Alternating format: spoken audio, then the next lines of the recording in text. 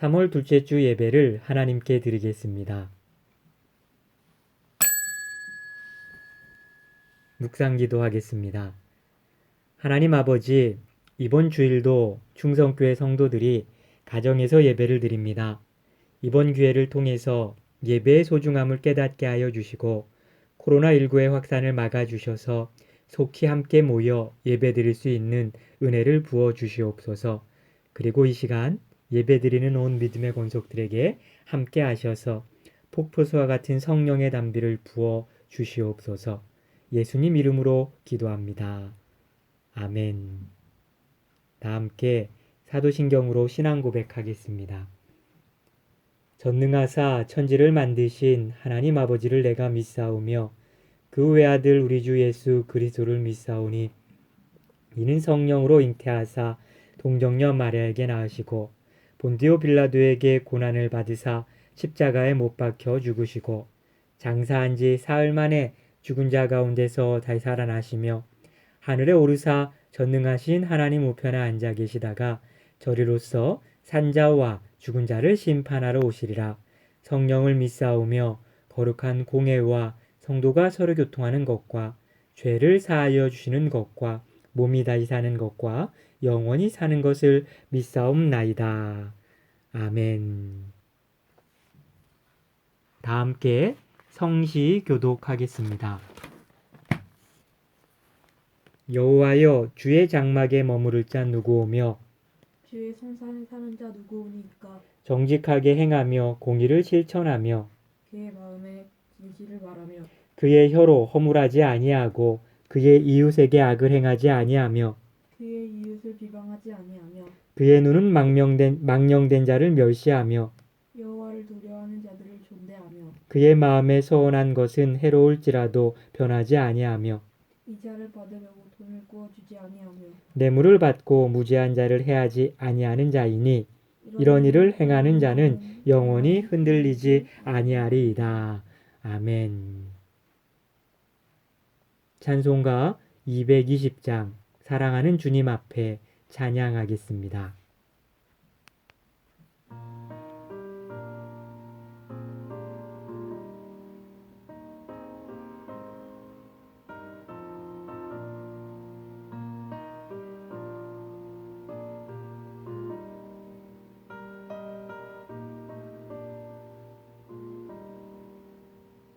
사랑하는 주님 앞에 형제자매 앉아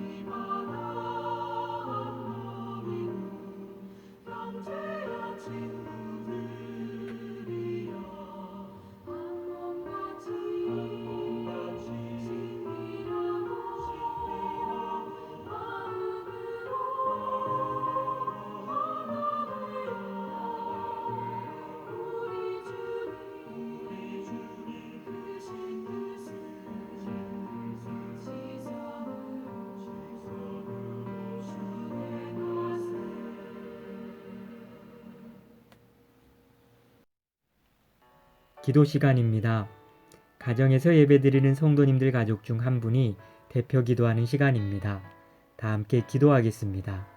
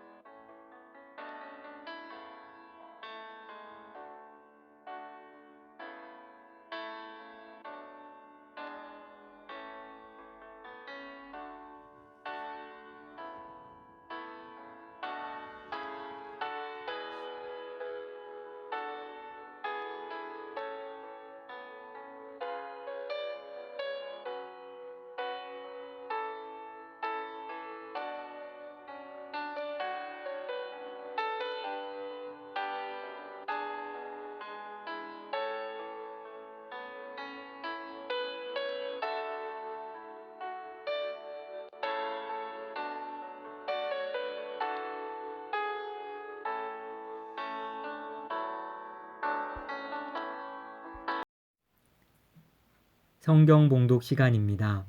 오늘 하나님이 주시는 말씀은 고린도후서 2장 14절에서 17절의 말씀입니다. 신약 성경 페이지 288장입니다. 제가 봉독해 드리겠습니다. 항상 우리를 그리스도 안에서 이기게 하시고 우리로 말미암아 각 처에서 그리스도를 아는 냄새를 나타내시는 하나님께 감사하노라. 우리는 구원받은 자들에게나 망하는 자들에게나 하나님 앞에서 그리스도의 향기니 이 사람에게는 사망으로부터 사망에 이르는 냄새요 저 사람에게는 생명으로부터 생명에 이르는 냄새라. 누가 이 일을 감당하리요? 우리는 수많은 사람들처럼 하나님의 말씀을 혼잡하게 하지 아니하고 곧 순전함으로 하나님께 받은 것 같이 하나님 앞에서와 그리스도 안에서 말하노라. 아멘. 오늘 설교의 제목은 그리스도의 향기입니다. 다 함께 은혜 받으시기 바랍니다. 많은 교회들이 지난 3월 1일 예배를 온라인 영상 예배로 가정에서 드렸습니다. 교회는 공적 책임을 가지고 있는 곳입니다. 사회 공익과 복원을 위해 주일 예배의 정신을 지키며 가정에서 예배를 드렸습니다. 지난 주일에 이어 오늘도 충성교회 역시 사회적 책임을 다하기 위해 주일 예배를 영상으로 드립니다. 지난 주일에 이어 성도님들의 가정이 충성교회가 되는 은혜를 경험하게 된 것입니다. 오늘도 성도님들의 각 가정에 초대교회에 임한 성령의 임재와 기름 부으심이 부어지는 귀한 가정교회가 되시기를 주님의 이름으로 축복합니다. 요즘 우리가 함께 모여 예배드리지 못하지만 차분하게 이번 기회를 통해서 자신의 믿음을 돌아보는 시간을 보냈으면 합니다. 삶의 터전 속에서 어떻게 믿음의 꽃을 피울 것인지 발견할 수 있는 시간입니다. 언제 우리가 요즘처럼 교회를 떠나서 생활한 적이 있습니까? 거의 없을 것입니다. 이럴 때 우리는 성도로서 사회 속에서 어떤 삶을 살아야 할지 더 고민하고 답을 찾아야 합니다. 특별히 하나님의 사람들은 힘든 상황 속에서 포기하지 않고 하나님을 만나는 은혜를 경험한 사람들입니다. 우리들도 요즘 힘든 상황을 보내고 있습니다. 이럴 때 하나님의 큰 은혜를 경험해야 합니다. 그래야 힘이 납니다. 그럼 우리는 이런 상황에서 어떻게 해야 하나님의 은혜를 발견할 수 있을까요? 첫 번째로 자신에게 주어진 사명을 묵상하며 발견해야 합니다. 하루는 기드온이 밀 농사를 짓고 타작하고자 했습니다. 그런데 바로 그 순간 천사가 기드온을 찾아와 이렇게 말합니다. 큰 용사여, 여호와께서 너와 함께 하시도다. 기드온이 자신의 생활 터전에서 일하고 있는 그때, 바로 그 순간 천사가 찾아온 겁니다. 그리고 이스라엘의 정 미디안을 쳐부수라는 사명을 주십니다. 그런데 웬걸요? 기드온은 못한다고 거절합니다. 하나님의 명령인데 거절을 하다니 참 간도 큰 사람이었습니다. 그러자 천사가 다시 말합니다. 내가 너와 함께 하리니 내가 미디안 사람 치기를 한 사람 치듯이 할 것이다. 기드온의 직업은 농사꾼이었습니다. 그런데 어느 날 갑자기 자신의 일터에서 이스라엘 군대의 총사령관으로 임명받습니다. 사명을 받은 것입니다. 하루아침에 농사꾼의 신분에서 이스라엘을 구원해야 할 사명을 받은 위대한 지도자로 선택받았습니다. 그런데 이 사명에 기드온이 처음부터 확신을 가지고 순종한 것은 아닙니다. 불안해서 하나님을 시험합니다. 겁이 나서 하나님께 자꾸 못하겠다고 합니다. 어딘가 불안하고 미심쩍고 의심 많았던 기드온이었지만 처음부터 사명에 확신을 가졌던 것은 아니지만 한 걸음 한 걸음씩 자신의 사명을 향해 나아갑니다. 결국 하나님의 능력을 믿고 300명의 용사와 함께 나아가 미디안과 싸웁니다. 사명을 붙잡고 하나님 주시는 능력을 믿고 사명을 감당할 때 자신의 몸을 던졌을 때 큰 승리를 경험할 수 있었습니다. 당시 이스라엘 사람 어떤 누구도 기드온이 나라를 구할 것이다 생각하지 않았습니다. 기대하지 않았고 기대할 수도 없었습니다. 왜냐하면 기드온은 너무나 평범한 사람이었기 때문입니다. 그러나 그는 해냈습니다. 그는 평범했지만 하나님은 평범하지 않으신 분이기 때문입니다. 기드온처럼 평범한 사람이라도 하나님이 주신 사명을 발견하면 놀라운 사람으로 쓰임받을 수 있습니다. 변화받게 됩니다. 이런 말이 있습니다. 내가 사명을 받으면 사명은 사명만큼 나를 길러줍니다. 사명이 우리를 성장시킵니다. 하나님이 성도님들에게 주신 사명은 무엇입니까? 사회생활뿐 아니라 믿음생활 때문에 바쁘다는 이유로 지금까지도 하나님 주신 사명을 발견하지 못했다면 이번 한 주간 좋은 기회입니다. 하나님이 나에게 주신 사명은 무엇인지 묵상하며 발견합시다. 사명을 발견할 때 그 사명이 우리들의 발걸음을 인도하게 될 줄 믿습니다. 두 번째로 말씀을 듣는 훈련을 합시다.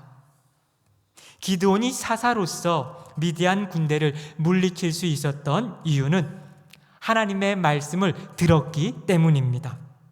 처음에는 하나님의 말씀을 듣고 불안해했습니다. 의심했습니다. 그러나 결국 하나님의 말씀을 들음으로 그 말씀을 붙잡음으로 미디안을 물리칠 수 있었습니다. 하나님의 말씀을 듣고 사명을 발견했기 때문입니다. 이스라엘 백성이 가나안 땅에 들어와 처음 맞닥뜨린 것은 요단강이었습니다. 당시 사람의 힘으로 요단강을 건넌다는 것은 불가능한 일이었습니다. 왜냐하면 이스라엘 민족이 가나안 땅에 도착했을 당시 요단강물이 제일 많이 불었던 시기이기 때문입니다. 말씀에 보면 이렇게 나와 있습니다. 요단이 곡식 거두는 시기에는 항상 언덕에 넘치더라.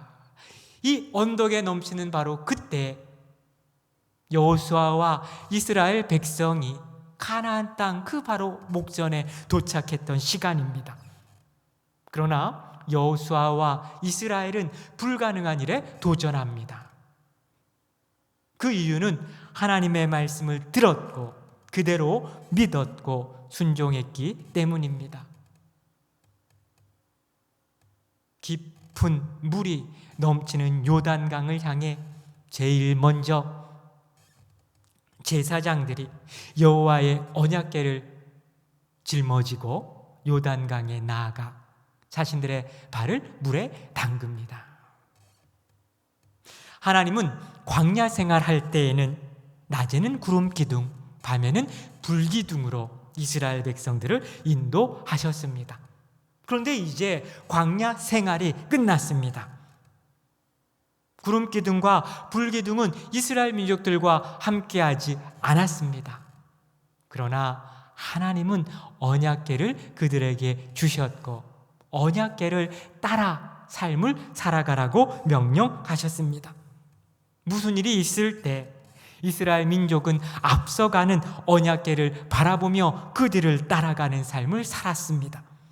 이처럼 여호와의 언약궤, 하나님의 언약궤를 쫓아가는 삶을 산다는 것은 하나님의 인도를 받는다는 것을 의미합니다. 왜냐하면 여호와의 언약궤 안에는 십계명이 적힌 돌판이 들어있었기 때문입니다. 율법을 대표하는 십계명, 이 언약궤는 하나님의 말씀을 뜻합니다. 그러니 언약궤를 따라간다는 것은 말씀을 의지하여 나아간다는 것입니다. 지금 우리에게는 언약궤가 없습니다. 그렇다고 아쉬워하지 맙시다. 왜냐하면 우리들에게는 언약궤보다 더 중요한 성경 말씀을 하나님이 주셨기 때문입니다. 그러므로 우리가 하나님의 말씀을 듣고 의지하며 나아가면 우리도 하나님의 인도하심을 받는 삶을 사는 것입니다. 인생이 힘들고 어려운 이유, 인생을 힘들어하는 사람들의 공통점은 문제에 사로잡혀서 주변을 돌아보지 못한다는 점입니다. 시야가 좁아져서 문제만 붙잡고 걱정만 하지 그 문제를 풀려고 하지 않습니다. 그러나 진정 인생의 문제를 풀기 위해선 한 걸음 물러나 문제를 내려놓아야 합니다. 그리고 하나님을 바라보아야 합니다. 문제만 바라보면 좌절할 수밖에 없지만, 낙심할 수밖에 없지만, 걱정할 수밖에 없지만, 하나님을 바라볼 때 문제를 내려놓고 눈을 들어 귀를 열어 하나님의 말씀을 듣고 하나님을 바라볼 때 문제의 해결책을 발견하게 됩니다. 요즘 많은 뉴스들로 인해서 불안하고 두려우십니까? 이제는 뉴스를 끕시다. 휴대폰을 내려놓읍시다. 그리고 우리 모두 하나님의 말씀을 듣는 훈련을 합시다. 하나님의 말씀을 듣는 훈련을 하는 것 어렵지 않습니다. 간단합니다. 성경 말씀을 펴서 읽으십시오. 이번 기회를 성경 통독의 기회로 삼읍시다. 많이 읽고 묵상하면 그만큼 하나님의 음성을 듣게 될 기회가 많아집니다. 말씀이 우리를 살립니다. 말씀이 우리에게 희망을 줍니다. 말씀이 우리의 믿음, 사명을 성장시킵니다. 시편 119편 50절 말씀에 이런 말씀이 나옵니다. 이 말씀은 나의 고난 중에 위로라. 주의 말씀이 나를 살리셨기 때문이니이다. 말씀이 우리를 살리고 위로하는 놀라운 축복을 경험하는 믿음의 권속들이 되시기를 주님의 이름으로 축복합니다. 마지막으로 말씀의 은혜를 받고 삶 속에서 그리스도의 향기를 풍기는 믿음의 권속들이 되십시다. 예수님을 믿는 사람들의 특징이 무엇인지 혹 생각해 보셨습니까? 담배 피우지 않고 술 마시지 않는 것, 이것이 예수 믿는 사람들의 특징이 될 수 있을까요? 사실 교회 다니는 사람 중에도 담배 피우고 술 마시는 사람들이 적지 않습니다. 그래서 술 마시지 않고 담배 안 피우는 것이 예수님 믿는 사람들의 특징은 될 수 없습니다. 그러면 매주일 교회에 나가는 것이 예수님 믿는 사람들의 특징이 될 수 있을까? 아니면 식사하기 전에 식사기도 하는 것, 바로 이것이 예수님 믿는 사람들의 특징이 될 수 있을까? 천천히 생각해 보니까 예수님을 믿는 사람과 믿지 않는 사람을 평상시에 구분하는 것이 쉽지 않습니다. 그런데 오늘 본문 말씀에 보니 예수님을 믿는 그리스도인들에게, 예수님을 믿는 사람들에게 결정적인 향기가 있다고 우리들에게 알려줍니다. 15절 말씀인데요, 우리는 구원받은 자들에게나 망하는 자들에게나 하나님 앞에서 그리스도의 향기다라는 말씀이 나옵니다.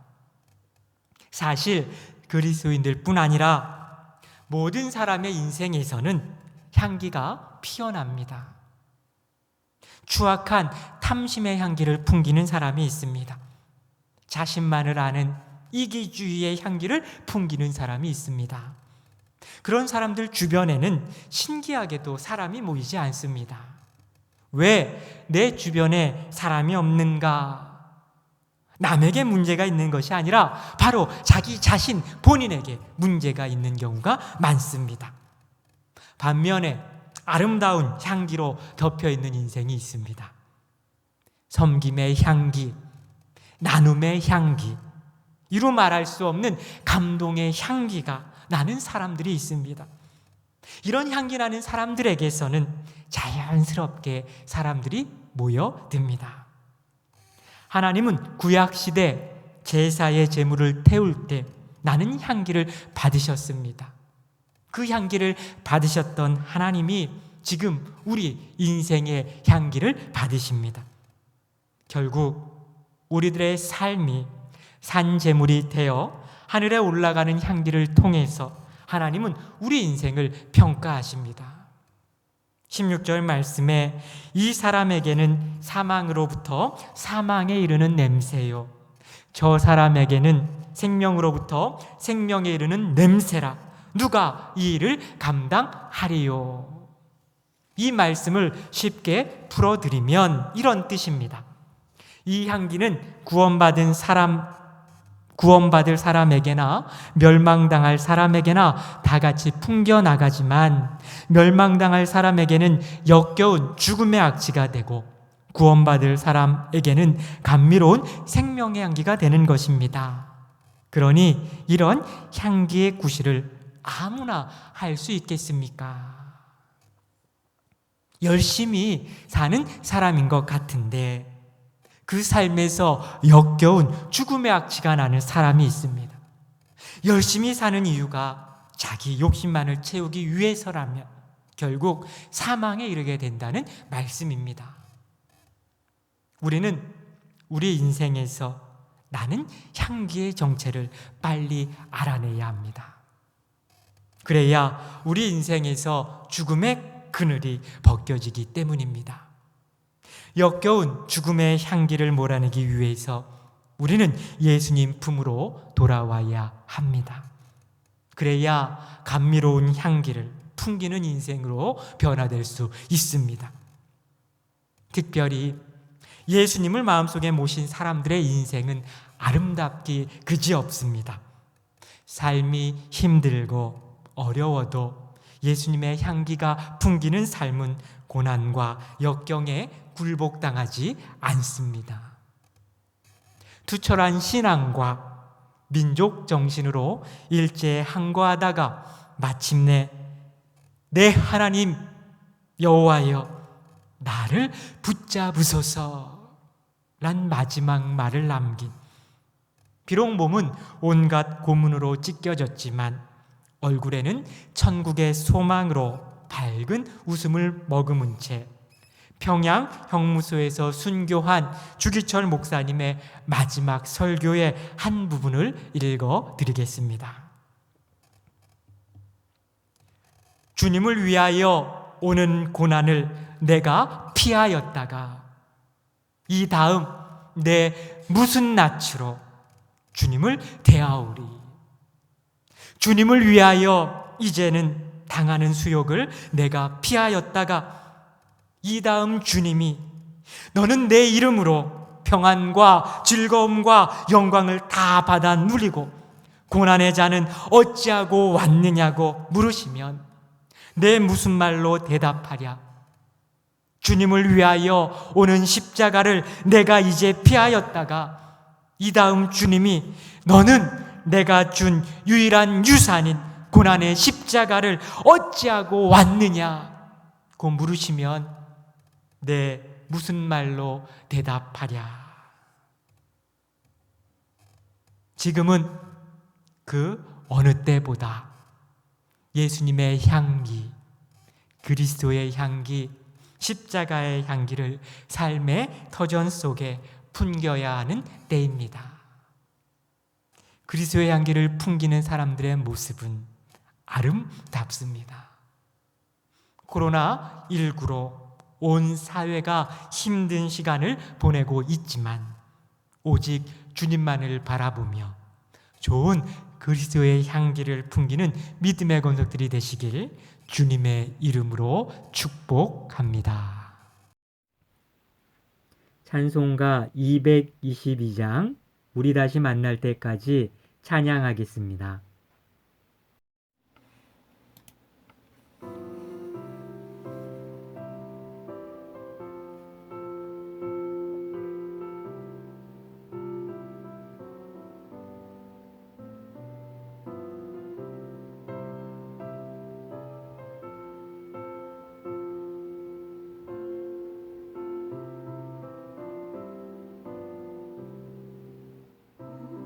우리 다시 만날